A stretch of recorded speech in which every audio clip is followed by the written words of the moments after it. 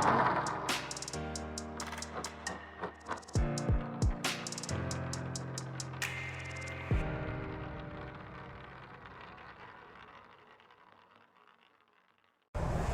बच्चों, कैसे आप सभी का फिजिक्स मंत्रा में स्वागत है। My self JH on physics faculty. और हमारा अगला टॉपिक है characteristic of simple harmonic motion, है ना। तो ये टॉपिक हमने पहले पढ़ रखा है। सिंपल हार्मोनिक मोशन होता क्या है, इसकी प्रॉपर्टी क्या है, कैरेक्टरिस्टिक क्या है। पहले कैरेक्टरिस्टिक है एक्सेलेरेशन या फोर्स हमेशा जो होता है वो डिस्प्लेसमेंट के अपोजिट होता है।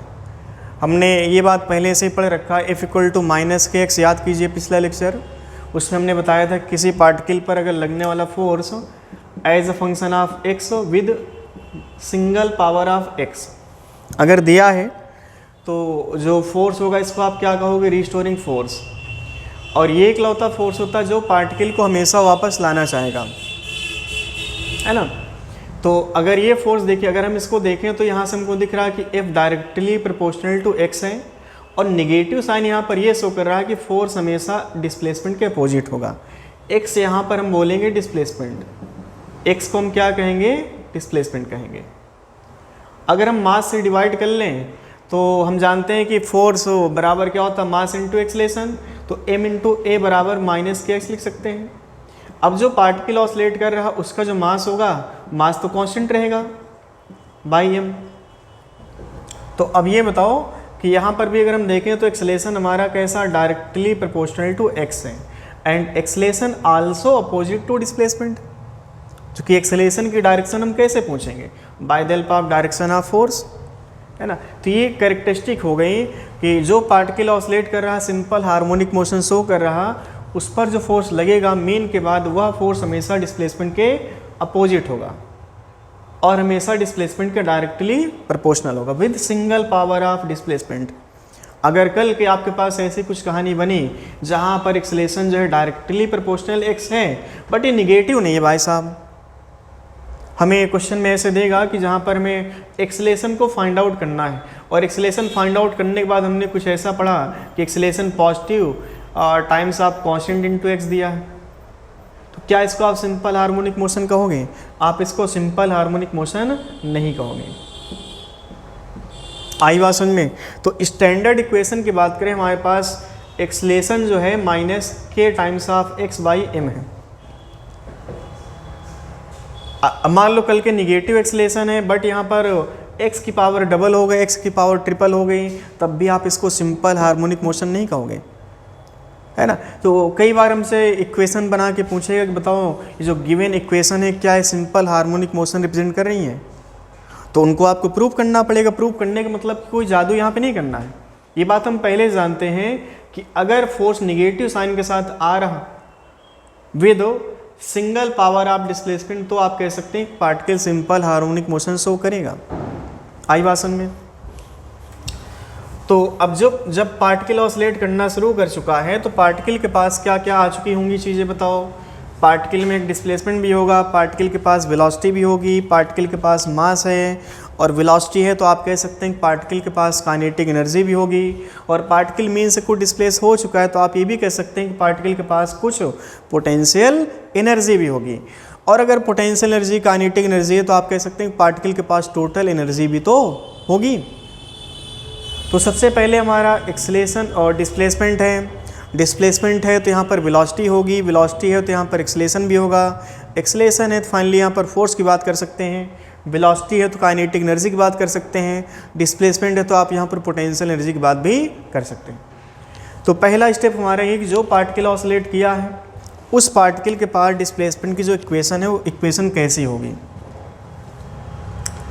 है ना। चूँकि डिस्प्लेसमेंट अगर हम रेक्टिलिनियर मोशन की बात करें तो वहाँ पर डिस्प्लेसमेंट की equation under constant acceleration y बराबर क्या है बोलो, ut plus half at square. अगर कोई पार्टिकल रेक्टिलिनियर मोशन शो कर रहा अंडर ए कांस्टेंट एक्सेलेरेशन तो डिस्प्लेसमेंट की इक्वेशन क्या है, ut plus half at square. But जो particle simple harmonic motion perform कर रहा, क्या उसकी भी डिस्प्लेसमेंट की इक्वेशन ऐसे कुछ आई होगी? चलिए इसको देखते हैं। तो हेडिंग हमारी displacement of particle executing simple harmonic motion, है ना। तो जो particle simple harmonic motion show कर रहा है उसकी डिस्प्लेसमेंट क्या होगी, आइए देखते हैं इसको।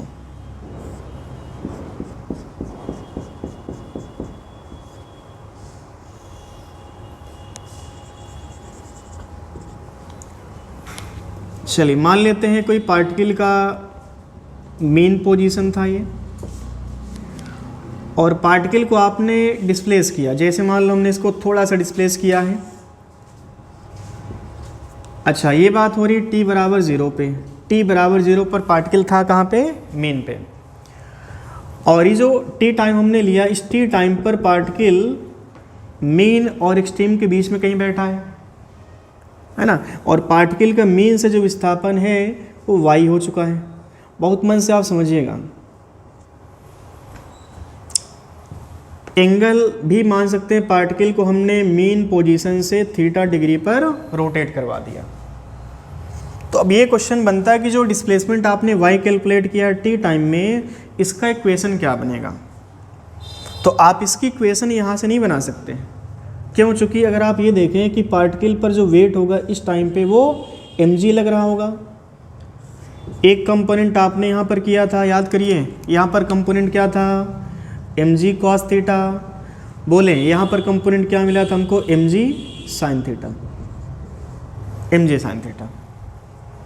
तो हम ये कह सकते हैं कि जो फोर्स है टुवर्ड मेन पोजीशन, इसकी जो इक्वेशन है वो थीटा पर डिपेंड कर रही है। और हम जानते हैं कि जब पार्टिकल मेन की तरफ आएगा थीटा घटेगा, और यहाँ पर अगर थीटा कितना हो जाएगा, इस पॉइंट पर थीटा कितना हो जाएगा, 0। जब थीटा यहाँ पर 0 हुआ तो नेट फोर्स कितना हो गया, यहाँ पे 0 हो गया। तो हम ये कह सकते हैं कि फोर्स लगातार यहाँ पर बढ़ भी रहा है, लगातार यहाँ पर घट भी रहा होगा। तो फोर्स यहाँ पर कैसा है, कांस्टेंट है कि वेरिएबल है, फोर्स यहाँ पर कैसा है, वेरिएबल है। अगर हम इमेजिन करें कि पार्टिकल एक तरह से इस लेंथ के बिहाव पर, मान लो लेंथ इस धागे की लंबाई l है, तो इस लंबाई को रेडियस मान करके पार्टिकल एक सर्कुलर मोशन परफॉर्म कर रहा हो, अगर हम ऐसा सोचें तो, है ना। तो हम ये मान सकते हैं कि पार्टिकल की अगर रेडियस l है तो इस l रेडियस के सर्कल में पार्टिकल जो है एक सर्कुलर मोशन परफॉर्म कर रहा होगा। लेकिन आप ये समझें कि सर्कुलर मोशन है कैसा, यहाँ पर कांस्टेंट वाला है, एक वेरिएबल वाला है। आपने सर्कुलर मोशन दो तरह पढ़ा, एक होता है यूनिफॉर्म सर्कुलर मोशन, दूसरा होता है नॉन यूनिफॉर्म सर्कुलर मोशन। तो अगर आप यहाँ से पढ़ना चाहें तो आप इसको यहाँ से नहीं पढ़ पाओगे, क्योंकि यहाँ पर एक्सेलेरेशन की बात करें, फोर्स की बात करें, दोनों कैसे वेरिएबल हैं। तो हम एक काम करते हैं कि पार्टिकल का अधिकतम जो डिस्प्लेसमेंट होगा वो एम्पलीट्यूड के बराबर होगा, और बात कहाँ पर पहुँचेगी, जाके एक्सट्रीम पोजीशन पे। तो एक्सट्रीम पर पार्टिकल का जो डिस्प्लेसमेंट होगा ठीक एम्पलीट्यूड के बराबर होगा। अब आप ये समझिए कि जो पार्टिकल था वो पार्टिकल मेन से मान लो अधिकतम डिस्प्लेसमेंट तो एक्वायर कर चुका है। मान लो ये मेन पोजीशन है, मेन से अधिकतम डिस्प्लेसमेंट मान लो यहाँ पर ये y हो गया, और y इक्वल टू मान लेते हैं a है। तो यहाँ पर जाने के बाद पार्टिकल क्या होगा, यहाँ से ये वापस आएगा, और जब वापस आएगा तो ऐसा कुछ पाथ बना होगा, फिर ये इधर जाएगा, फिर यहाँ पर वापस आएगा। तो आप इमेजिन करो कि पार्टिकल यहाँ से चलना शुरू किया, और इधर जो चला है पार्टिकल वो पूरे सर्कल का, पूरे एक तरह से हम ये बात करें कि अगर एक टाइम पीरियड में पार्टिकल एक ऑसिलेशन कंप्लीट, एक ऑसिलेशन का मतलब यहाँ पर हम बता रहे हैं आपको, एक ऑसिलेशन का मतलब था कि पार्टिकल अगर मेन से चलना शुरू किया, मेन पर वापस आए। मेन पर कितने बार वापस आए ये भी क्वेश्चन है। एक कंप्लीट ऑसिलेशन का मतलब पार्टिकल मेन पर एक नहीं 2 बार वापस आए। अगर पार्टिकल यहाँ चलना शुरू किया तो एक्सट्रीम पर गया, फिर एक्सट्रीम से वापस आया, फिर मेन पर आया ये, तो जब चला तो वो कहानी 0 पर मान लेते हैं।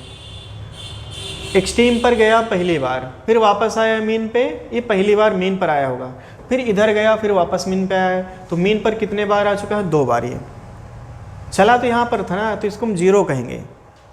तो हम ये कह सकते हैं कि एक कंप्लीट ऑसिलेशन का मतलब कि पार्टिकल मीन के इधर और उधर जब चला था तब ये 2 बार मीन पर वापस आया है। तो जो डिस्टेंस कवर करेगा, या हम ये कहें कि जो टाइम लगा है पार्टिकल को चलने में, 2 बार इधर चला है, 2 बार इधर चला है, एक बार जाते समय, एक बार आते समय, फिर इधर गया, फिर वापस आया, तो जो बार बार रिपीट किया मोशन इसको हम कहेंगे सिंपल हार्मोनिक मोशन। लेकिन टाइम पीरियड का मतलब यहाँ से क्लियर हुआ कि अगर मान लो t बराबर 0 है, जब पार्टिकल वापस घूमकर यहाँ पे आएगा जो टाइम बनेगा उसको आप कहोगे टाइम पीरियड। अब आप ये देखो कि अगर टोटल टाइम पीरियड t है तो आप बताओ ये a चला फिर a वापस आया फिर a चला फिर वापस a आया, तो आप बताओ कि यहाँ से यहाँ तक का समय जो बनता है वो बनता है t बराबर t/4। ये बनता है t/4। तो t/4 तक जाएगा, t/4 तक वापस आएगा, फिर t/4 तक जाएगा, फिर t/4 तक वापस आएगा। तो कितने t/4 बन चुके हैं? एक यहाँ पे t/4 बना जाते समय, एक t/4 आते समय बना, फिर इधर t/4 गया, फिर t/4 वापस आया। तो मतलब कहने का कि यहाँ पर 4 बार यहाँ पर t/4 के हिसाब से चला होगा। लेकिन आप ये समझो कि ये बात हमने यहाँ पर ऐसे कैसे बोल दिया कि t/4 जाने में समय लगा, t/4 आने में समय लगा। अभी t/4 आपको कैलकुलेट करना पड़ा तो आप कैसे कैलकुलेट करोगे, है ना? तो उसके लिए सबसे पहले हमें यहाँ पर equation of displacement of particle executing simple harmonic motion calculate करना पड़ेगा। तो हमें करना क्या है समझिएगा, हम इसको कन्वर्ट करेंगे सिर पैर के मोशन में। एक हम यहाँ पर बताएंगे सिर पैर का मोशन, सिर पैर का मोशन, सिर और पैर का मोशन, है ना? तो चलिए क्या होता है सिर पैर का मोशन, आप उस सिर पैर के मोशन को अच्छे से कवर कर लो, गारंटीड आपके जितने भी क्वेश्चन सारे निकल जाएंगे।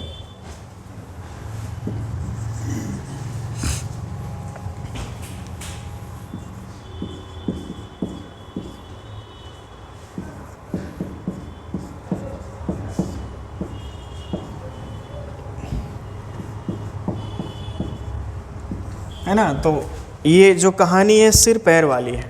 कुछ लोग कहते हैं ना बिना सिर पैर की कहानी आप सुना रहे हो, बट ये जो कहानी आज हम सुनाएंगे आपको इस सिर पैर वाली ही कहानी है ना? तो चलिए हम सबसे पहले एक सर्कुलर मोशन की बात करेंगे। एक सर्कल बनाते हैं।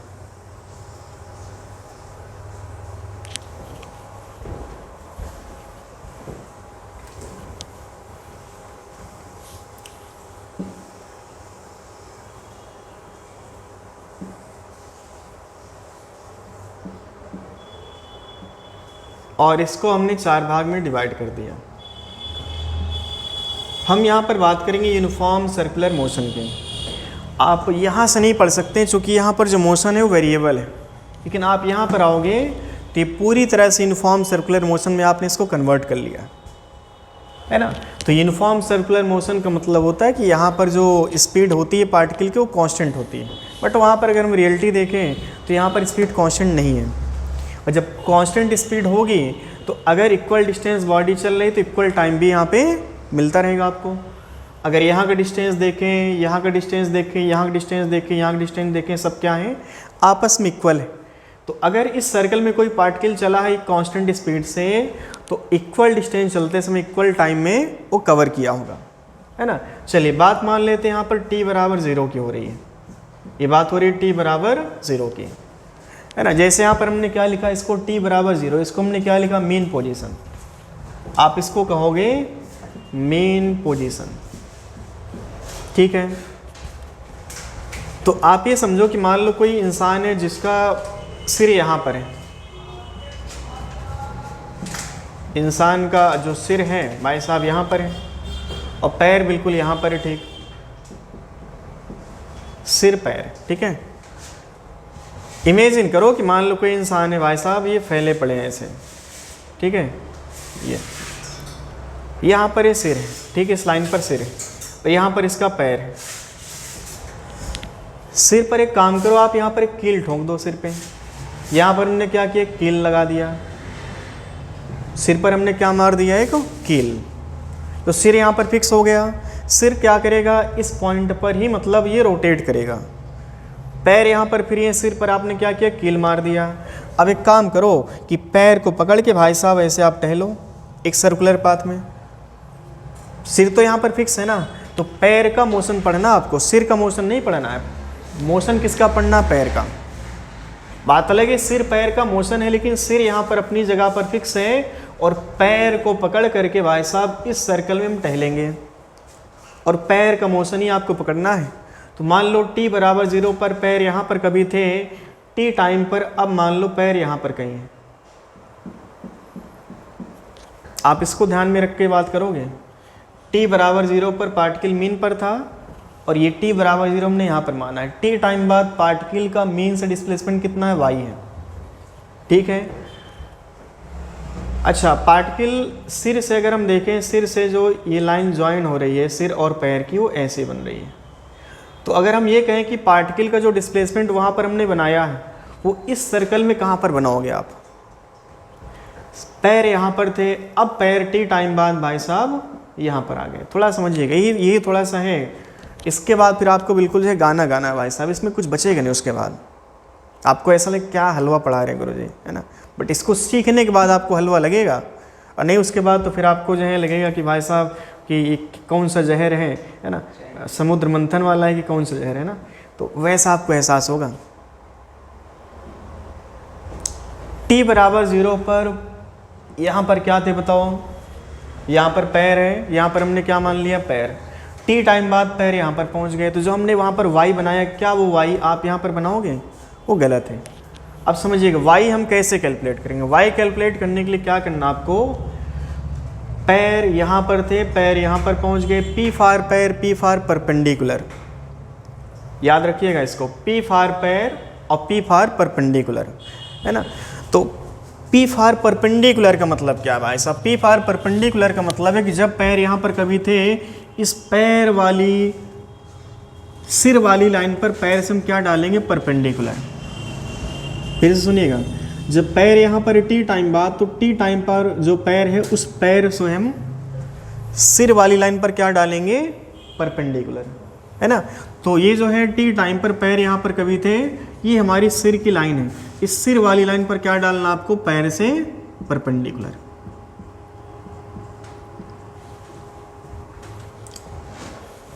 P फार पैर, P फार परपेंडिकुलर। किसी भी टाइम पर पैर कहीं पर भी हो, उस पैर से हम क्या करेंगे, सिर वाली रेखा पर हम डालेंगे परपेंडिकुलर। अब ये सिर तो फिक्स है, इस सिर से आपने जहाँ पर सिर वाली लाइन पर परपेंडिकुलर डाला है, वो जो डिस्टेंस बनेगा सिर और परपेंडिकुलर जहाँ पर इंटरसेक्ट हो रहा उनके बीच का कहलाएगा डिस्प्लेसमेंट।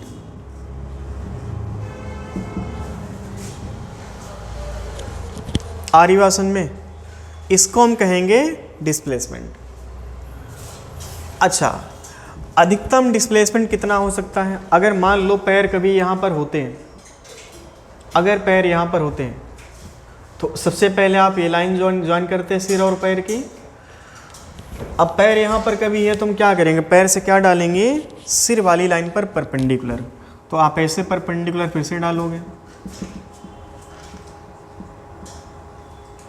अब डिस्प्लेसमेंट ये हो जाएगा। तो आप देखो कि अगर ये पॉइंट हमारा मीन है, मीन पर हम थे तो सिर और पैर एक ही लाइन पर थे, एक स्ट्रेट लाइन पर थे, सीधी एक दूसरे के सामने थे। तो यहाँ पर डिस्प्लेसमेंट क्या लिखोगे आप, पहली बात तो 0 लिखोगे। अगर हम ये कहें कि पार्टिकल का अधिकतम डिस्प्लेसमेंट कितना हो सकता है और वो कब होगा, जब पैर भाई साहब इस पॉइंट से बढ़ते बढ़ते बढ़ते बढ़ते बढ़ते भाई साहब यहाँ पर पहुँच जाए। जब पैर यहाँ पर पहुँचेगा तो इनके बीच की दूरी जो बन जाएगी वो ठीक एम्पलीट्यूड के इक्वल हो जाएगी। तो हम ये कह सकते हैं जो सर्कल यहाँ पर चल रहा, उस सर्कल किस रेडियस का चल रहा, ठीक एम्पलीट्यूड के बराबर वाला। आरिवासन में तो जो सर्कल बनेगा जिसकी रेडियस हमने कुछ डिसाइड किया, वो डिसाइड कितनी रेडियस है, ठीक एम्पलीट्यूड के बराबर। लेकिन आप ये नहीं कह सकते कि यहाँ पर जो सिर और पैर के बीच की दूरी है ठीक एम्पलीट्यूड के बराबर, ही गलत है।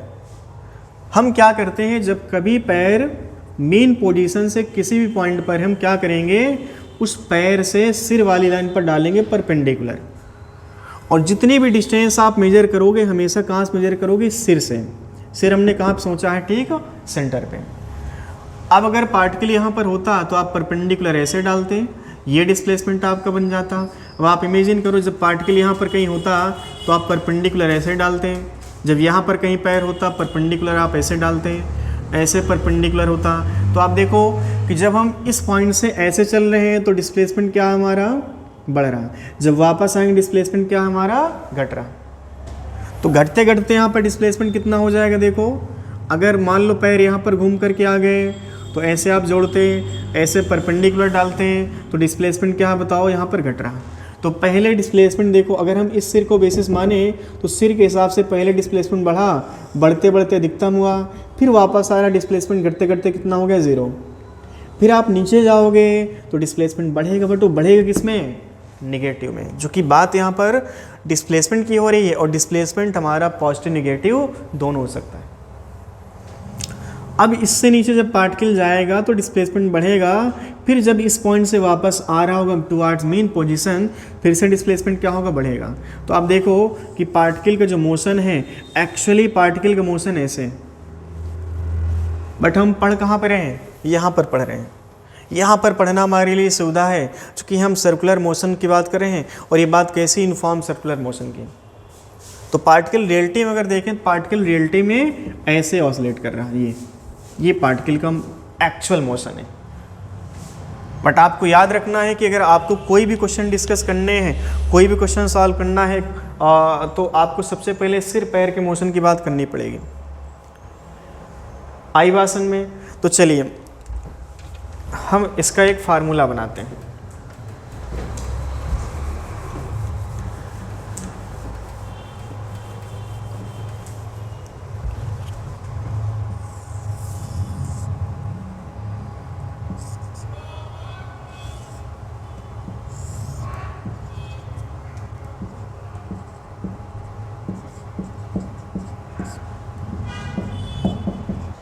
तो चलिए, सिर पैर का मोशन हमने सीख लिया। पी फार पैर, पी फार परपेंडिकुलर। पैर कभी यहाँ पर थे, पैर अब यहाँ पर है। जब पैर यहाँ पर है, तुमने क्या किया, इस पैर से सिर वाली रेखा पर हमने डाला है परपेंडिकुलर, ऐसे। और परपेंडिकुलर डालने के बाद सिर से ये जो वर्टिकल बनता है, इसको ही कहा जाता है डिस्प्लेसमेंट। ये है हमारा वाई, जो उस फिगर में आपको वाई दिख रहा है, एक्चुअल में वाई ये वाला है। और जो थीटा यहाँ पर आपको दिख रहा है, वो थीटा ये वाला थीटा है आई आसन में। अब आप ये बताओ, अगर ये थीटा है तो क्या ये भी थीटा होगा हमारा? बिल्कुल होगा। अब आप ये बताओ कि इस एंगल के बिहाफ पर सामने क्या दिख रहा हमको, परपेंडिकुलर। ये क्या दिख रहा, हाइपोटेनियस।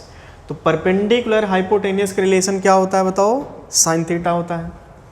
तो हम लिखेंगे यहाँ पे साइन थीटा बराबर परपेंडिकुलर बाई हाइपोटेनियस। तो y बराबर क्या लिखेंगे यहाँ पर, a इंटू साइन थीटा। अब अगर हमें टाइम भी यहाँ पर फिट करना है, चूँकि यहाँ पर t टाइम बाद पैर है, थीटा यहाँ पर दिया है, तो हम थीटा को टाइम के साथ कैसे कोरिलेट करेंगे, हमको पता है थीटा बराबर होता है ओमेगा इंटू टी। तो आप y बराबर लिख सकते हैं a साइन ओमेगा टी, ठीक है। तो ये हमारा स्टैंडर्ड इक्वेशन हो गया डिस्प्लेसमेंट का, जब particle simple harmonic motion perform करेगा। अब इसमें दो केस हमेशा आपको डिस्कस करने हैं। एक तो बात होनी है मेन पोजीशन पे। तो अगर हम बात करें एट मेन पोजीशन, तो मेन पोजीशन पर अगर हम देखें तो t बराबर क्या लिखेंगे 0,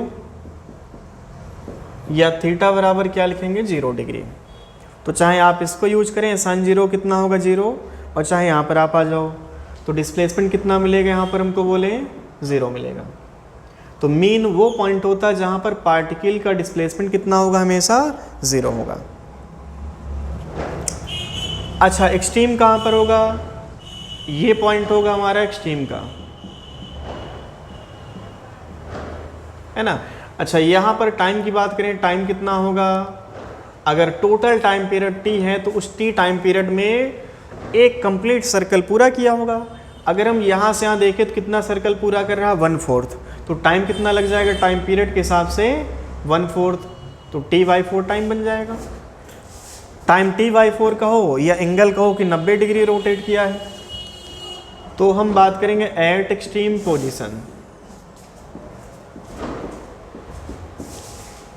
एक्सट्रीम पोजीशन पर थीटा अगर देखें, थीटा 90 डिग्री है, या हम ये कह सकते हैं कि जो टाइम है वो ठीक टाइम पीरियड का 1/4 है। साइन 90 कितना हो जाएगा, 1 हो जाएगा। तो y इक्वल टू क्या मिलेगा आपको बोलो, ठीक a के बराबर मिलेगा। ठीक है, तो डिस्प्लेसमेंट यहाँ पर एम्पलीट्यूड के बराबर है जब टाइम कितना है, t/4 के बराबर है।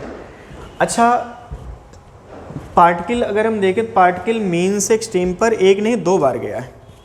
एक बार एक्सट्रीम पर गया राइट हैंड साइड, एक बार गया है लेफ्ट हैंड साइड।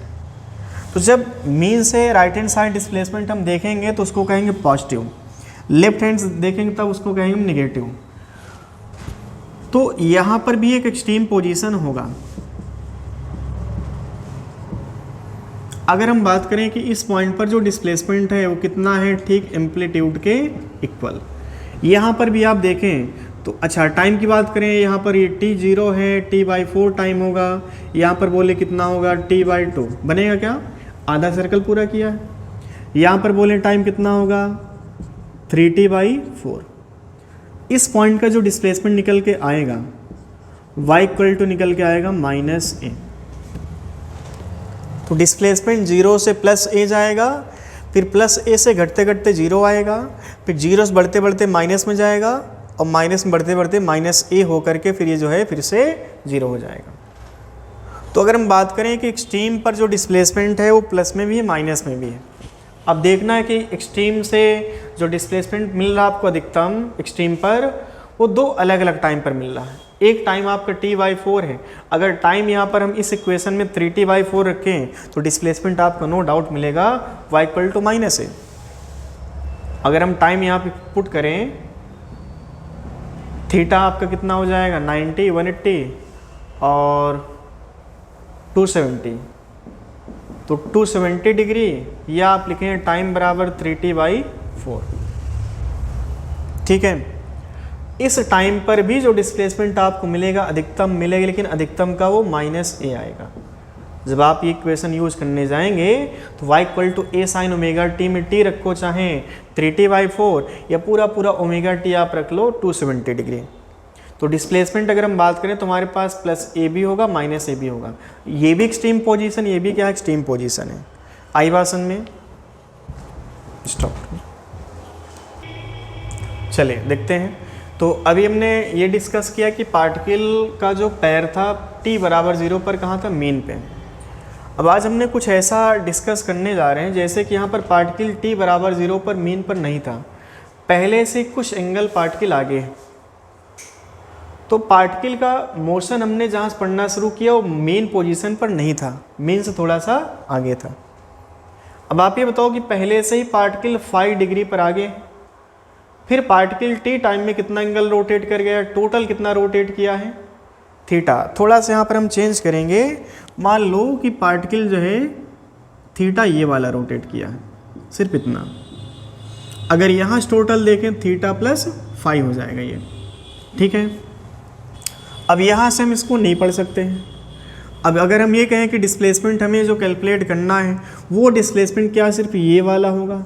पढ़ना आपने कहाँ शुरू किया था, याद करो। ये थोड़ा सा बच्चे के माइंड में कन्फ्यूजन रहता है कि यार पढ़ना गुरुजी ने यहाँ से शुरू किया था, तो जो डिस्प्लेसमेंट आप निकालोगे वो यहाँ से यहाँ तक का डिस्प्लेसमेंट आप निकालोगे, बट ऐसा नहीं है। Displacement measured from mean position, all the displacement measured from the main position. But अगर हम ये कहें कि ये जो y है, y ये वाला हमको यहाँ पर नहीं मिलेगा, y हमें जो मिलेगा पूरा पूरा ये मिलेगा। अब ये पूरा y आपको यहाँ से नहीं मिलना है, आपको यहाँ से मिलना है। आइए कैसे,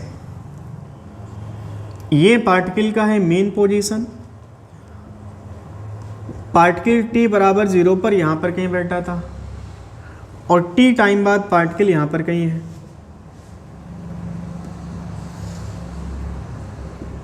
ठीक है, ये है particle t equal to t time पे। यहाँ पर हमने क्या बोला था, याद करो, हमने इसको बोला था सिर, और इसको बोला था यहाँ पर कहीं पैर था, लेकिन पैर आज यहाँ पर कहीं। पैर का जो मोशन है हमने यहाँ से पढ़ना शुरू किया। अगर फिगर में देखें तो जो डिस्प्लेसमेंट आप कैलकुलेट करने जा रहे हैं वो एक्चुअल में ये वाला डिस्प्लेसमेंट नहीं है, आप इसको y नहीं कहोगे। हमने एक सब बोला all the displacement measured from mean.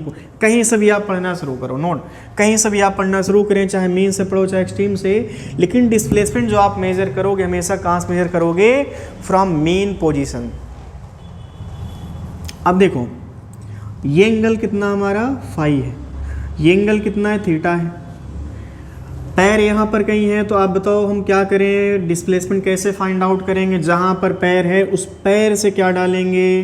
Perpendicular. कहाँ पे डालेंगे? सिर वाली लाइन पे। तो सिर वाली लाइन ये है, इस लाइन पर हम क्या डालेंगे? इस पैर से परपेंडिकुलर। अब जो डिस्प्लेसमेंट निकल के आएगा वो वाई ये पूरा निकल के आएगा।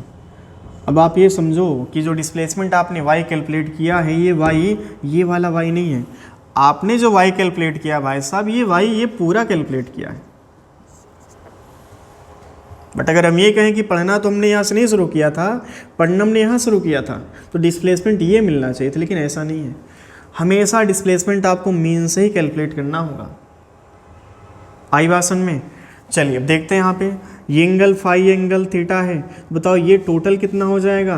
आप कहेंगे गुरुजी थीटा प्लस फाई होगा। बिल्कुल सही, थीटा प्लस फाई होगा।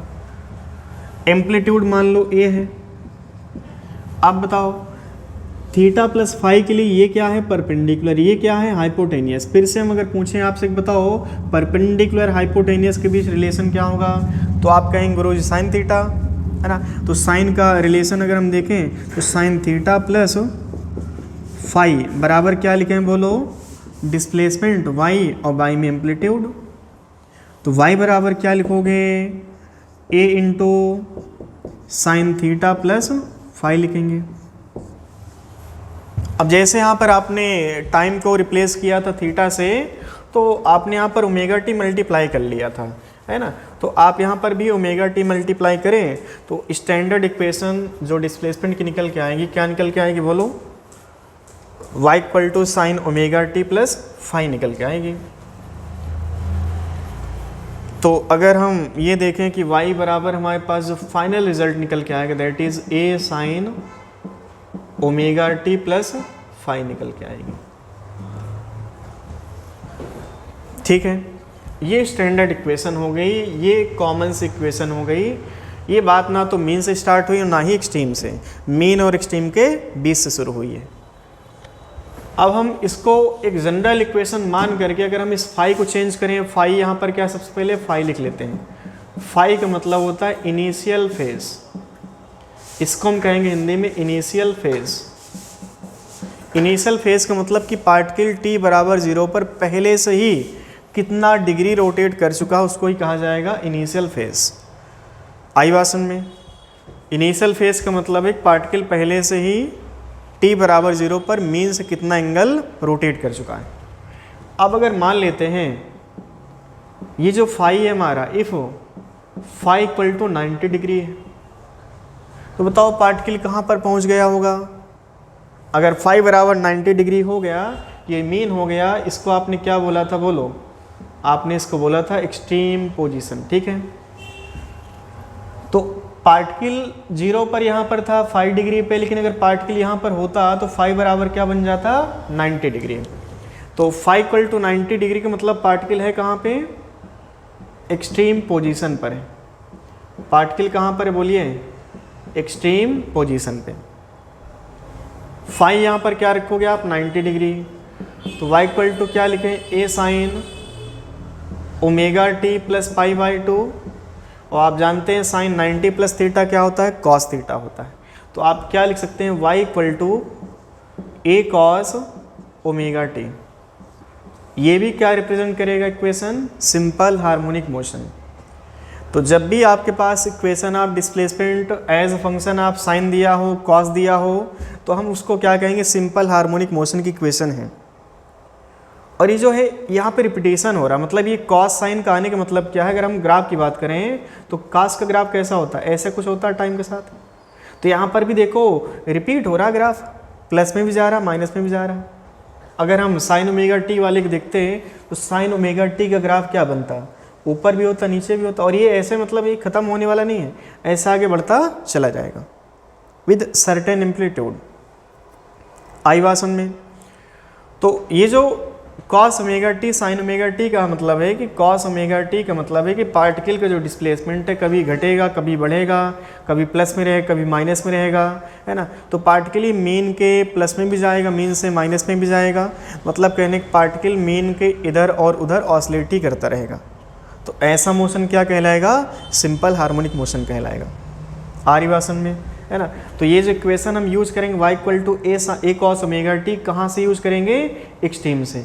अब आप बताओ, अगर एक्सट्रीम पर हम देखें तो एक्सट्रीम पर t बराबर 0 है, तो वहाँ पर t बराबर 0 पर डिस्प्लेसमेंट कितना हो जाएगा? a हो जाएगा, है ना। तो मतलब कहने का कि डिस्प्लेसमेंट आपने मेजर कहाँ से किया था? मीन से। और अगर पार्टिकल एक्सट्रीम पर है तो मीन और एक्सट्रीम के बीच का जो अधिकतम डिस्प्लेसमेंट होता है वो ठीक एम्पलीट्यूड के इक्वल होता है। आई बात समझ में? तो मतलब कहने का कि अगर जब पार्टिकल मीन से स्टार्ट किया था अपना मोशन, तो टी टाइम पर जो डिस्प्लेसमेंट बना पार्टिकल का वो क्या था? ए साइन ओमेगा टी। और अगर पार्टिकल एक्सट्रीम से स्टार्ट किया, किसी भी टी टाइम पर जो इक्वेशन बनेगी डिस्प्लेसमेंट की वो आएगी ए कॉस ओमेगा टी। स्टॉप। आ रही बात समझ में? चलिए बच्चों, अब हमें ग्राफ के बारे में थोड़ा सा पढ़ लेना है। जैसे डिस्प्लेसमेंट की बात करें तो यहाँ पर अगर पार्टिकल ये कहानी कहाँ से स्टार्ट हो रही है? मीन से, है ना। तो हम यहाँ पे लिख सकते हैं पार्टिकल अपना मोशन कहाँ से स्टार्ट किया है? मीन पोजीशन से। Start it's motion from mean position. तो जो डिस्प्लेसमेंट की इक्वेशन है क्या है? y बराबर ए साइन ओमेगा टी। तो इसके हिसाब से अगर हम ग्राफ की बात करें तो डिस्प्लेसमेंट और टाइम के हिसाब से ग्राफ ऐसा कुछ बन जाएगा साइन के हिसाब से, है ना। अब आप यहाँ पे टाइम पुट करें, t/4 पर जो आपके पास साइन ओमेगा टी मिलेगा उसका वैल्यू 1 मिल जाएगा, और फिर उस पॉइंट पर जो डिस्प्लेसमेंट होगा एम्पलीट्यूड के बराबर होगा। फिर आप नीचे आएंगे तो मतलब ये बार बार जो है प्लस माइनस में ग्राफ बढ़ेगा। ए कॉस ओमेगा टी की बात करें तो ए कॉस ओमेगा टी का मतलब कि पार्टिकल अपना मोशन कहाँ से स्टार्ट किया है? स्टार्ट इट्स मोशन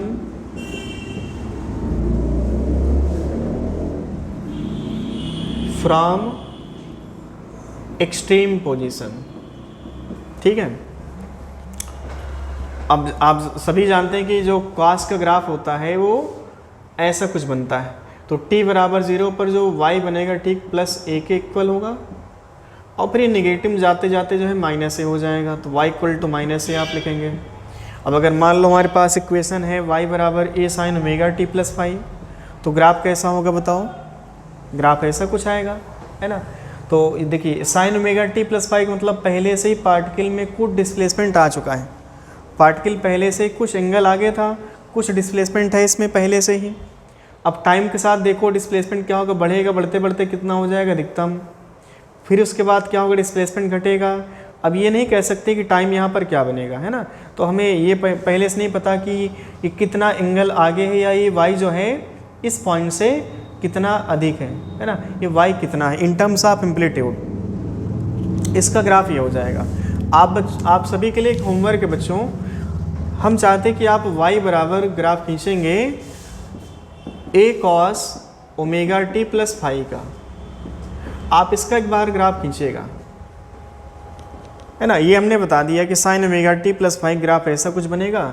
और ये भी तो सिंपल हार्मोनिक मोशन है ना, क्योंकि यहाँ पर कॉस ओमेगा टी है। जहाँ पर भी sign omega T cos omega T दिखेगा वो सारी इक्वेशन क्या है?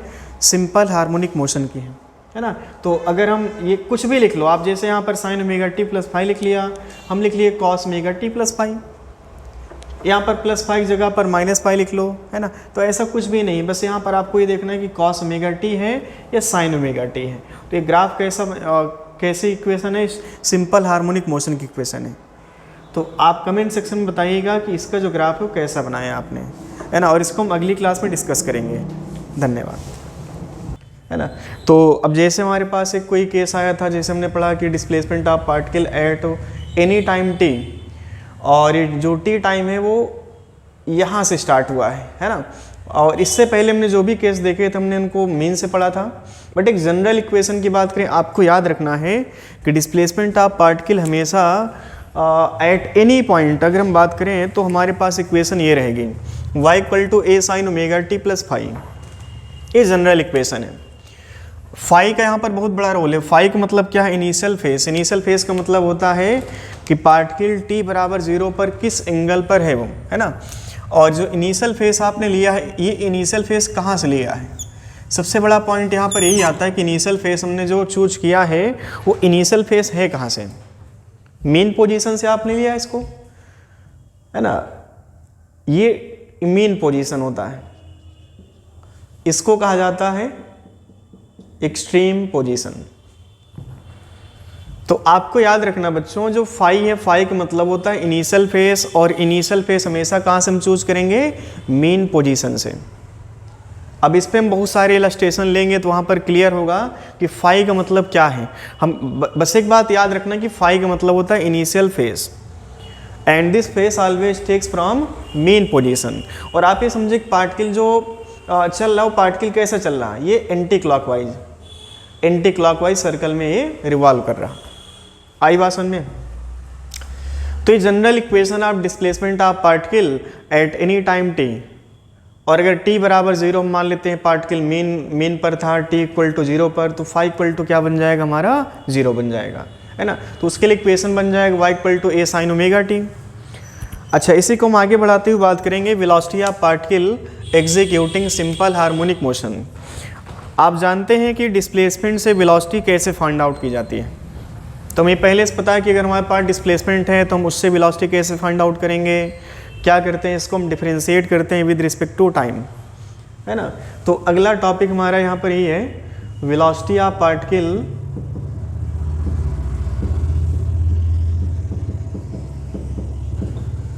Executing simple harmonic motion.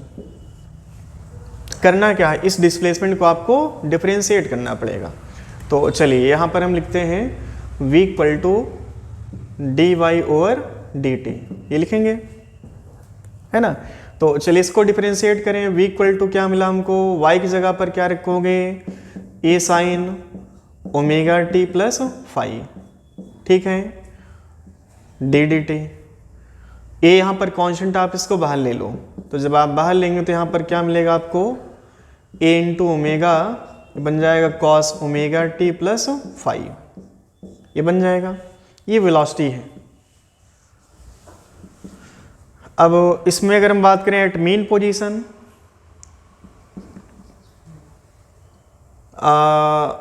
If at t equal to 0 particle is present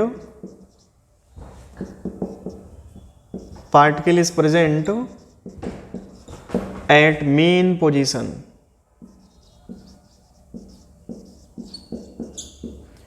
तो फाई इक्वल टू क्या बन जाएगा? यहाँ पर बोलें फाई इक्वल टू बन जाएगा 0 degree.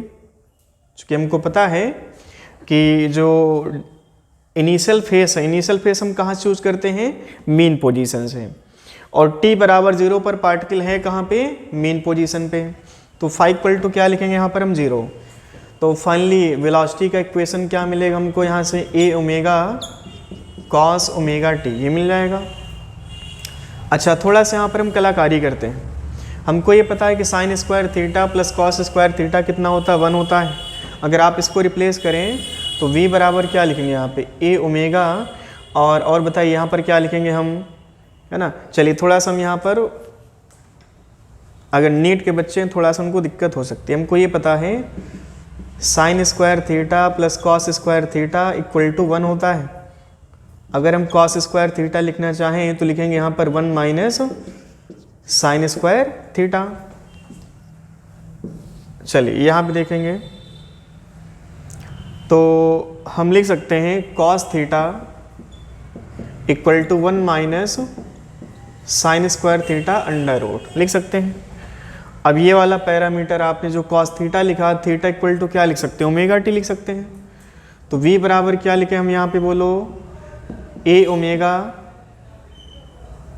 Into root of 1 minus sine square omega T, ठीक है। अच्छा, अगर हम a अंदर भेजें तो क्या मिलेगा? Omega a square minus a square sine square omega T, ये मिलेगा। ये क्या चीज़ है? अगर आपने पढ़ा है, स्टार्टिंग का आपने टॉपिक देखा, हमारा लेक्चर देखा है, तो उसमें हमने बताया था this is equation of displacement from mean position, this is Y, तो ये वाई स्क्वायर हो गया। तो वी इक्वल टू क्या लिखे यहाँ पर हम, omega root of A square minus Y square. तो velocity of particle executing simple harmonic motion from mean position that is v equal to omega root of A square minus Y square, ये होगा। अब इसको ही basis मान करके आप formula निकाल सकते हैं। अगर हम बात करें at mean position, at mean position, तो मेन पोजीशन पर y क्या होता है बताओ, 0 होता है। y 0 हो गया तो बताइए v बराबर क्या मिलेगा हमको यहाँ से, ओमेगा, और a स्क्वायर बाहर आ जाएगा, a इंटू ओमेगा मिल जाएगा। इस वेलोसिटी को हम क्या कहेंगे, मैक्सिमम वेलोसिटी। ऐसा में एक दूसरा केस लेंगे एट एक्सट्रीम पोजीशन। आपको पता है एक्सट्रीम पोजीशन पर y इक्वल टू क्या होता है बोलें, a होता है क्या, प्लस माइनस ए दोनों होते हैं, है ना। तो आप देखिए प्लस का स्क्वायर करेंगे तो प्लस ही रहेगा, माइनस का स्क्वायर करने पर भी प्लस हो जाएगा। तो यहाँ पर फाइनली क्या मिलेगा आपको, v बराबर 0 मिल जाएगा। तो जब भी पार्टिकल एक्सट्रीम पर होगा, एक्सट्रीम पर वेलोसिटी कितना होगी, 0 होगी, और एक्सट्रीम पर डिस्प्लेसमेंट की बात करें तो यहाँ पर एम्पलीट्यूड के इक्वल होता है। स्टॉप। तो ग्राफ यहाँ पर हमें बनाना है v equal to A omega cos omega T का, और बेसिकली ग्राफ यहाँ पर जो हमने खींचा है बिटवीन वेलोसिटी एंड टाइम। तो आप देखिए कि हमने ग्राफ जो बनाया v equal to A omega cos omega T का, और ये ग्राफ हमें जो है कहाँ से चीज़ों को बताएगा, मेन पोजीशन से। क्योंकि आपने A omega cos omega T कहाँ से खोजा है, डिस्प्लेसमेंट आपने माना था y equal to A sine omega T से। अगर उसके भी यहाँ पर हम वेलोसिटी देखें तो ए ओमेगा कॉस ओमेगा टी हो जाएगा, है ना। तो अगर इसका हम ग्राफ खींचे तो ऐसा कुछ बनेगा। t/4 का मतलब पार्टिकल कहाँ पर है, एक्सट्रीम पोजीशन पे। t/2 का मतलब पार्टिकल फिर से कहाँ पर आ गया, मेन पोजीशन पे। बात अलग है, मेन दो तरफ होता है, एक प्लस ए और माइनस ए पे, है ना। आप ये चीज़ याद रखिए, जैसे हमने ये सर्कुलर मोशन की बात की थी, तो यहाँ पर आपका एक्सट्रीम पोजीशन था, सॉरी यहाँ पर मेन पोजीशन था, और बोलो यहाँ पर क्या था, एक्सट्रीम पोजीशन था। यहाँ पर y इक्वल टू क्या था, 0। यहाँ पर y इक्वल टू की बात करें क्या था, प्लस ए था, और यहाँ पर y इक्वल टू क्या था हमारे पास, माइनस ए था। ठीक है। तो अब जो है हमें यहाँ पर ग्राफ भी बनाना है, और ग्राफ किन के बीच खींचना वो यहाँ पर हमको पहले से दिया होगा। अगर क्वेश्चन हमसे पूछा graph between velocity and time, तो ऐसा कुछ बन जाएगा। एंगल के बिहाफ पर बात करें तो एंगल के बिहाफ पर भी आप कह सकते हैं। यहाँ पर अगर आपने फाई 0 ले लिया है, थीटा 0 है, तो यहाँ पर थीटा क्या हो जाएगा, π/2, फिर यहाँ पर पाई होगा, यहाँ पर 3π/2, और यहाँ पर फाइनली 2π हो जाएगा, है ना। तो एंगल के बिहाफ पर भी ग्राफ खींच सकते हैं, है ना। तो चलिए बात करते हैं यहाँ पर वेलोसिटी और डिस्प्लेसमेंट की।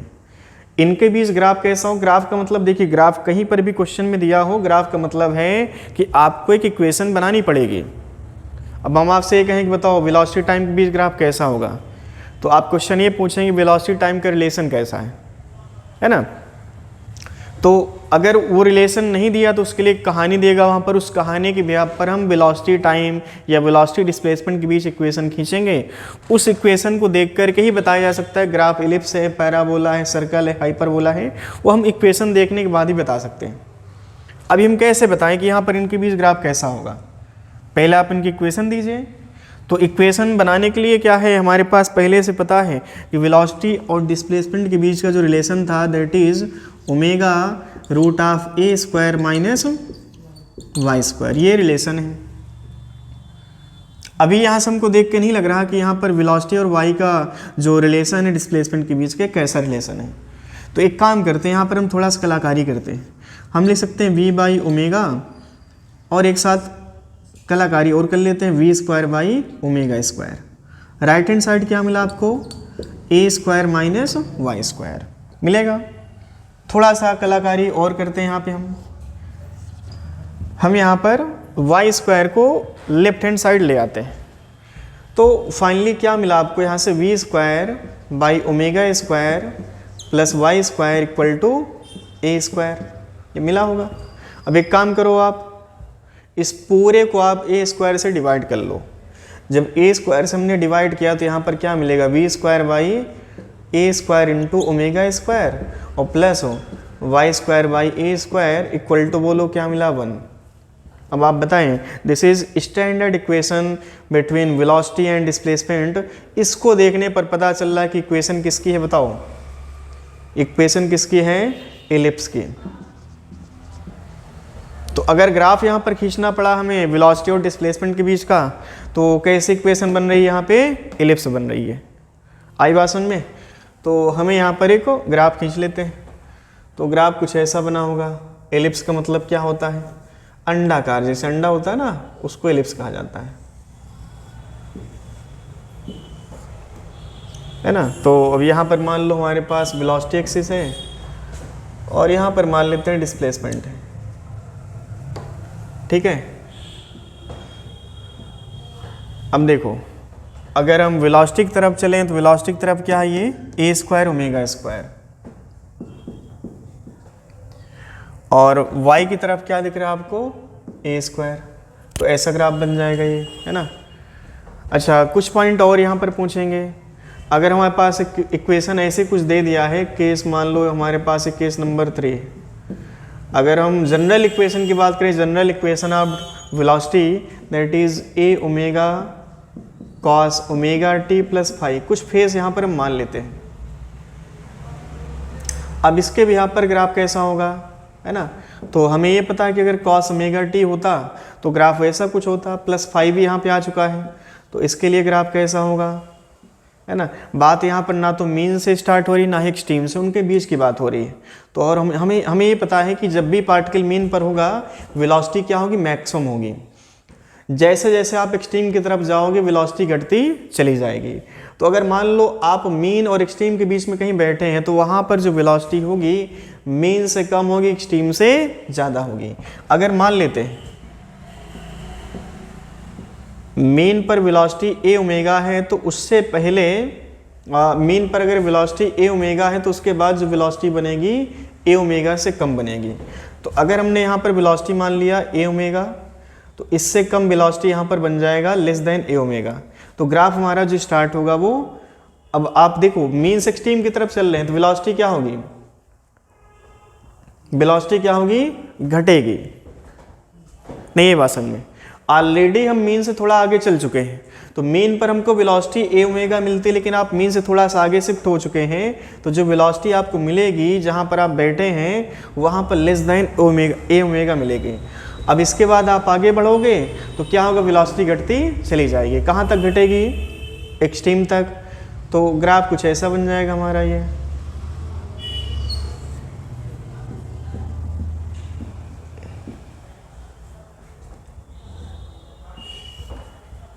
है ना।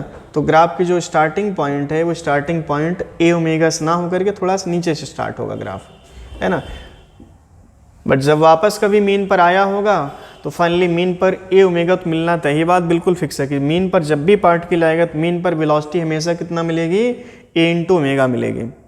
बात अलग है कि पार्टिकल अभी मीन पर नहीं था तो ग्राफ यहाँ से स्टार्ट हुआ, लेकिन अब ऐसा तो है नहीं कि पार्टिकल अगर यहाँ चलना शुरू किया है तो क्या मीन पर कभी नहीं आएगा, मीन पर ज़रूर आएगा, है ना। तो मीन पर जब आएगा तो पार्टिकल की जो वेलोसिटी है वो ए ओमेगा बढ़ जाएगी, है ना। तो फाइनली यहाँ पर नीचे आप देखें जो नीचे ग्राफ गया है वो माइनस ए ओमेगा तक गया होगा। अब इसके बाद वेलोसिटी घटेगी, घटते घटते यहाँ पर शून्य हो गए, जीरो हो गए, फिर यहाँ पर वेलोसिटी बढ़ेगी, बढ़ते बढ़ते कितना हो जाएगी, ए ओमेगा। लेकिन आप ये समझो कि यहाँ पर जो लेस देन ए ओमेगा था आपको वापस फिर से मिल जाएगा। आई बात समझ में। तो ये ग्राफ हो जाएगा। स्टॉप करो। चलिए अगला टॉपिक हमारा acceleration of particle executing simple harmonic motion. तो पहले आपने डिस्प्लेसमेंट की बात की, फिर आपने वेलोसिटी की बात की, अब किसकी बात करने जा रहे हैं हम लोग, वेलोसिटी और सॉरी एक्सेलेरेशन की। तो एक्सेलेरेशन हम कैसे फाइंड आउट करेंगे। अगर हमारे पास वेलोसिटी है तो वेलोसिटी को हम क्या करते हैं, टाइम के साथ डिफ्रेंशिएट करते हैं। तो वेलोसिटी हमने ऑलरेडी ढूंढ रखी है, v बराबर A omega cos omega T plus phi. ये जनरल इक्वेशन है, ना ही मीन है और ना ही एक्सट्रीम, उनके बीच की बात हो रही है ना। तो ये जनरल इक्वेशन हो गई। इसे क्या करना, आपको डिफरेंशिएट करना है। तो यहाँ पे हम लिख लेते हैं फिलहाल differentiate with respect to time. तो ये D B by D T बना होगा और राइट हैंड साइड बोले D D T A omega cos omega T plus phi, ये बन जाएगा। अब आप इसको डिफरेंशिएट करें, देखो ए ओमेगा तो कॉन्स्टेंट बाहर आ जाएगा, D B by D T क्या बन जाएगा, ए बन जाएगा। अब आप देखें cos omega T plus phi, cos omega T को डिफरेंशिएट करने पर क्या मिलता है, माइनस साइन ओमेगा टी, है ना। तो ये बन जाएगा माइनस का sine omega T plus phi. लेकिन एक चीज़ यहाँ पर और आएगी, आप दोबारा ओमेगा टी को डिफरेंशिएट करेंगे तो यहाँ पर आपको ओमेगा फिर से मिल जाएगा। तो आप देखो माइनस साइन बाहर ले लेते हैं और ओमेगा मल्टीप्लाई करने पर क्या मिला हमको, माइनस ए omega square sine omega T plus phi, ये मिल जाएगा। थोड़ा सा यहाँ पे कलाकारी करते हैं हम लोग, minus omega square A into sine omega T plus phi, ऐसा कुछ बना होगा। अब आप देखो इसको पहचानते हो क्या आप लोग, ये तो y है, यही तुम्हारा y है, इसको हम लिख सकते हैं y, ठीक है। तो फाइनली यहाँ पर जो एक्सेलेरेशन मिला हमको इक्वल टू क्या मिला, minus omega square into Y.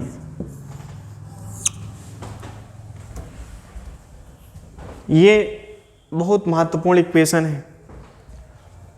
जो पार्टिकल एग्जीक्यूट कर रहा है सिंपल हार्मोनिक, अब केस कोई सा भी है, सिंपल हार्मोनिक मोशन का मतलब ये नहीं कि सिंपल पेंडुलम का ही एक केस होता है सिंपल हार्मोनिक मोशन। दुनिया के जितने भी सिंपल हार्मोनिक मोशन है उन सभी के लिए स्टैंडर्ड इक्वेशन जो एक्सेलेरेशन की बनेगी that is minus omega square into Y के साथ आएगी। इसको याद रखना है, इसको ही आपको हर एक केस के लिए कंपेयर करना है, चाहे वो आपके पास सिंपल पेंडुलम हो, चाहे स्प्रिंग मास सिस्टम हो, या पेंडुलम इन अ लिक्विड, कहीं पर भी मतलब केस आएगा सिंपल हार्मोनिक मोशन का, तो आप हमेशा एक्सेलेरेशन को कंपेयर करेंगे विद दिस इक्वेशन। आई बात समझ में। अब अगर हमसे कोई पूछे कि बताओ ग्राफ यहाँ पर कैसा होगा, अब ये भी पूछेगा हमसे ग्राफ किनके किनके बीच खींचना है, तो क्वेश्चन में ऑलरेडी गिवन होगा, मान लो एक्सेलेरेशन वर्सेस टाइम ग्राफ खींचना में, एटी ग्राफ खींचना है, तो एटी ग्राफ कैसा होगा देखो, है ना। अगर हम बात करें इसमें हम देखिए कुछ केस ले लेते हैं। जनरल इक्वेशन की बात करें तो जनरल इक्वेशन ये हो गई। अगर हम बात करें पार्टिकल अपना मोशन मीन से स्टार्ट करता है, तो मीन से जब स्टार्ट करेगा तो उसके लिए हम एक केस यहाँ पे लिख लेते हैं, if the particle start its motion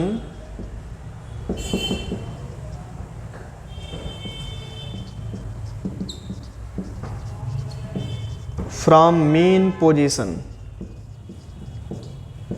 तो फाई इक्वल टू क्या बन जाएगा बोलो, 0 बन जाएगा।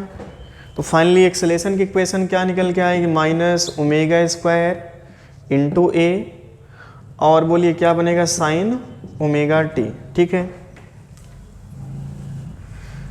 तो ये स्टैंडर्ड इक्वेशन हो गई जब पार्टिकल मीन से अपना मोशन स्टार्ट करेगा, और ये तब की इक्वेशन है जब पार्टिकल मीन और एक्सट्रीम के बीच कहीं पर बैठा होगा, ठीक है बच्चों। अब आइए, अगर हमें ग्राफ इसके भी यहाँ पर खींचना है, इसके भी यहाँ पे, तो इसका जो ग्राफ बना होगा, ग्राफ कैसा बना होगा, माइनस साइन ओमेगा टी है, तो एक्सेलेरेशन एक्सिस हो गई। यहाँ पर मान लो टाइम एक्सिस है, तो ग्राफ कुछ ऐसा बना होगा, क्या माइनस है ना, अगर प्लस होता तो ग्राफ ऊपर से बनता है ना। अब अगर हमें ग्राफ खींचना हुआ बिटवीन एक्सेलेरेशन एंड डिस्प्लेसमेंट,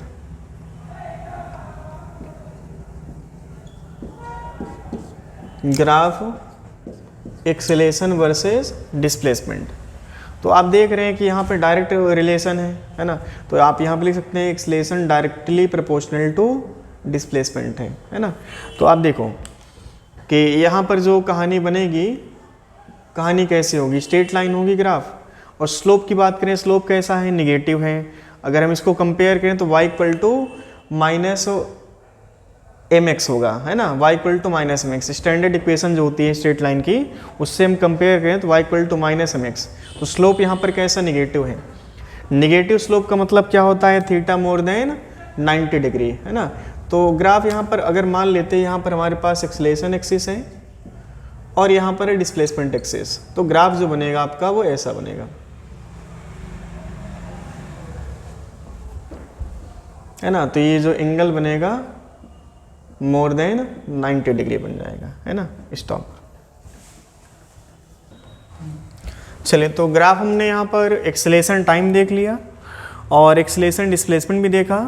अच्छा, अगर हम इसमें थोड़ा सा एक बार झांक के देखें तो यहाँ पर जो टाइम मिलेगा हमको, जहाँ पर एक्सेलेरेशन मैक्सिमम है वो टाइम मिलेगा t/4। फिर यहाँ पर जो टाइम बनेगा दैट इज़ t/2। ये टाइम बनेगा फिर से क्या 3t/4। ये टाइम कितना हो जाएगा t। अच्छा, आप देखिए पार्टिकल मोशन कहाँ से स्टार्ट किया था, मेन पोजीशन से। तो मेन के भी यहाँ पर ये जो t/4 है कहाँ पर करेस्पॉन्ड करेगा, एक्सट्रीम पोजीशन पे। ये टाइम कहाँ पर करेस्पॉन्ड करेगा, फर्दर मेन पोजीशन पे। ये कहाँ पर करेस्पॉन्ड करेगा, एक्सट्रीम पोजीशन पे। तो हम ये कह सकते हैं कि जब जब पार्टिकल मेन पर आएगा तब तक पार्टिकल का डिस्प्लेसमेंट जो है 0 रहेगा, और एक्सेलेरेशन की बात करें एक्सेलेरेशन भी कितना होगा, 0 होगा, है ना। तो पार्टिकल का जो मैक्सिमम एक्सेलेरेशन है वो कहाँ पर है, जहाँ पर मैक्सिमम डिस्प्लेसमेंट है, because acceleration depends on displacement. आ रही बात समझ में। तो अच्छा, ये वाला जो ग्राफ है बहुत सिंपल सा था, यहाँ पर स्ट्रेट लाइन इक्वेशन बन रही थी। अब क्वेश्चन यहाँ पर हमसे पूछा है graph between acceleration and velocity. Acceleration और वेलोसिटी के बीच हमें ग्राफ खींचना है। तो ग्राफ खींचने का मतलब होता है कि आप पहले उनके बीच एक रिलेशन इस्टेब्लिश करें, एक इक्वेशन बनाएं। तो यहाँ पर इक्वेशन हमको दी नहीं, हमको एक बात पता है कि वेलोसिटी जो थी that is omega root of a square minus Y square, और एक्सेलेरेशन अभी हमने पढ़ा ये क्या हमारे पास minus omega square into y. तो अलग अलग हमने अभी बात की थी, वेलोसिटी डिस्प्लेसमेंट देखा, एक्सेलेरेशन डिस्प्लेसमेंट देखा, लेकिन अब हमें एक्सेलेरेशन और वेलोसिटी के बीच की बात करनी है। क्या करें, वेलोसिटी है बट इसमें डिस्प्लेसमेंट है, तो हम क्या करें, डिस्प्लेसमेंट गायब कर देते हैं। तो हम यहाँ पर लिखेंगे a by omega square equal to y, ऐसे लिख सकते हैं क्या। और अगर वेलोसिटी में जाकर के इस y को पुट करें तो हमें क्या मिलेगा, v बराबर omega root of a square minus y का स्क्वायर करें तो y यहाँ पर कैसा निगेटिव, तो निगेटिव का स्क्वायर ऑलरेडी क्या बन जाएगा, पॉजिटिव बन जाएगा। तो फाइनली यहाँ पर क्या मिल जाएगा, a स्क्वायर बाई ओमेगा की पावर 4 बन जाएगा। अब थोड़ा फिर से हम लोग कलाकारी करते हैं, ओमेगा बाई में भेजें तो v स्क्वायर बाई क्या लिखें, omega square a square minus a square by omega की पावर 4। ये पैरामीटर आप इधर ले आओ तो क्या लिखेंगे, v square by omega square plus a square by omega की power 4 equal to a square. फिर से क्या करें, यहाँ पर हम कलाकारी करते हैं। कलाकारी ये करेंगे, हम पूरे को हम a स्क्वायर से डिवाइड कर लें, एम्पलीट्यूड वाला जो a है इससे डिवाइड कर लेते हैं। तो क्या मिलेगा हमको, v square by a square omega square plus a square by a square omega की पावर 4 बराबर 1। बताओ ये भी कैसी इक्वेशन है, ये भी कैसी इक्वेशन है। देखो देखो क्या दिख रहा है, ये एलिप्स। तो ग्राफ जो यहाँ पर बनेगा वो कैसा होगा, एलिप्स होगा, है ना। स्टॉप। चलिए बच्चों, ये टेबल आपको याद रखनी है कि डिस्प्लेसमेंट है, वेलोसिटी है, एक्सेलेरेशन है, और इनको हम दो पॉइंट पर फिक्स करना चाहते हैं। पहला पॉइंट हमने कहाँ पर चूज किया, मीन पोजीशन, दूसरा कहाँ पर चूज किया, एक्सट्रीम पोजीशन। तो एक बात हमको पहले से पता है कि मीन पर जब भी पार्टिकल होगा डिस्प्लेसमेंट कितना था, 0। वेलोसिटी कितना थी बोले, मैक्सिमम। एक्सेलेरेशन की बात करें क्या था, ये 0। एक्सट्रीम की बात करें, एक्सट्रीम पर डिस्प्लेसमेंट क्या था, मैक्सिमम था ये, और वेलोसिटी कितना थी, 0। एक्सेलेरेशन फिर से क्या मिला हमको, मैक्सिमम। तो हम ये कह सकते हैं कि वेलोसिटी जो है हमारी वो मीन और एक्सट्रीम के बीच लगातार घटेगी, लगातार बढ़ेगी। जैसे आप देखें मीन पर है क्या, मैक्सिमम है, एक्सट्रीम पर क्या है, 0। तो हम ये कह सकते हैं कि वेलोसिटी जो है मैक्सिमम से घटते घटते कितना हो गई, 0। फिर यहाँ पर 0 से बढ़ते बढ़ते कितना हो जाएगी, मैक्सिमम। तो सेम पैरामीटर यहाँ पर बाकी दो लोगों के साथ होना है। जैसे डिस्प्लेसमेंट की बात करें, मीन पर है कितना, 0 है, एक्सट्रीम पर जब जाएंगे तो मैक्सिमम होगा, और मीन से एक्सट्रीम की तरफ चलते समय क्या क्या बढ़ेगा और क्या क्या घटेगा, ये आपको याद रखना, फिंगर टिप पे रखना है। इक्वेशन कुछ भी हो, इक्वेशन डिस्प्लेसमेंट की, वेलोसिटी की, एक्सेलरेशन कुछ भी दिया हो, ये बात आपको हमेशा याद रखना है कि जब भी पार्टिकल मीन पर होगा, मीन पर डिस्प्लेसमेंट कितना होगा 0, एक्सट्रीम पर डिस्प्लेसमेंट क्या होगा मैक्सिमम, मीन पर वेलोसिटी क्या होगी मैक्सिमम, एक्सट्रीम पर वेलोसिटी क्या होगी 0, मीन पर एक्सेलरेशन क्या होगा 0, एक्सट्रीम पर क्या होगा मैक्सिमम। ये याद रखना आपको। इक्वेशन कुछ भी दिया हो उस पर हमें फोकस नहीं करना है, बस हमें याद रखना है कि इन 2 पॉइंट पर ये चीज़ें ऐसी होती हैं, बस इनको याद रखना है। नीट में ये क्वेश्चन अक्सर पूछता है phase difference between velocity and displacement. अब बच्चा क्या करता है, कैलकुलेट करता है। कैलकुलेट क्या करना, हमें ये पता है कि डिस्प्लेसमेंट की जो इक्वेशन थी, जनरल इक्वेशन की बात करें, that is A omega sine omega T plus phi, ये जनरल इक्वेशन थी। वेलोसिटी की बात करें, वेलोसिटी क्या था हमारे पास बोलो, अच्छा यहाँ पर ओमेगा नहीं था, that is A sine omega T plus phi. Velocity में था हमारे पास A omega cos omega T plus phi. अब आप देखो इनके बीच फेस कितना दिख रहा, एक साइन पैरामीटर, एक कॉस पैरामीटर। साइन और कॉस के बीच फेस कितना होगा, π/2 का होगा। तो अगर हमसे कोई पूछे phase difference between velocity and displacement, that is π/2, आ रही बात समझ में, तो हम लिख सकते हैं कि जो फेज डिफरेंस है वो कितने का है, π/2 या 90 डिग्री का। दूसरा क्वेश्चन यहाँ पर हमसे ये पूछता है बिटवीन वेलोसिटी एंड एक्सेलरेशन। तो वेलोसिटी का इक्वेशन क्या हमारे पास, A omega cos omega T plus phi. और अगर हम बात करें एक्सेलरेशन की, तो एक्सेलरेशन की इक्वेशन क्या थी, माइनस ए omega square sine omega T plus phi, है ना। तो अब आप ये बताइए, अगर हमारे पास एक इक्वेशन थी v equal to A omega cos omega T plus phi, और एक इक्वेशन एक्सेलरेशन की, that is minus A omega square sine omega T plus phi कहीं। अब अगर यहाँ पर प्लस होता तो सोचो, अगर यहाँ पर प्लस हम मान लें इसको, तो इनके भी स्पेस कितना हो जाएगा, प्लस π/2 का हो जाएगा। नहीं है बात सुनने, एक कॉस पैरामीटर एक साइन पैरामीटर, तो इनके बीच फेज डिफरेंस कितना बन जा रहा, π/2 को बन जा रहा है। अगर हम इसके मॉड की बात कर लें, तो मॉड लेने पर यहाँ पर फिर से फेज डिफरेंस क्या मिला हमको, π/2 या 90 डिग्री का। अब अगर हमसे कोई पूछे एक्सेलरेशन और डिस्प्लेसमेंट के बीच कैसा फेज डिफरेंस होगा, एक्सेलरेशन वर्सेस डिस्प्लेसमेंट, इनके बीच फेज डिफरेंस कितना होगा। तो आप देखो एक्सेलरेशन का इक्वेशन क्या है, माइनस ए omega square sine omega T plus five, और डिस्प्लेसमेंट की इक्वेशन क्या है बोलिए, A sine omega T plus five.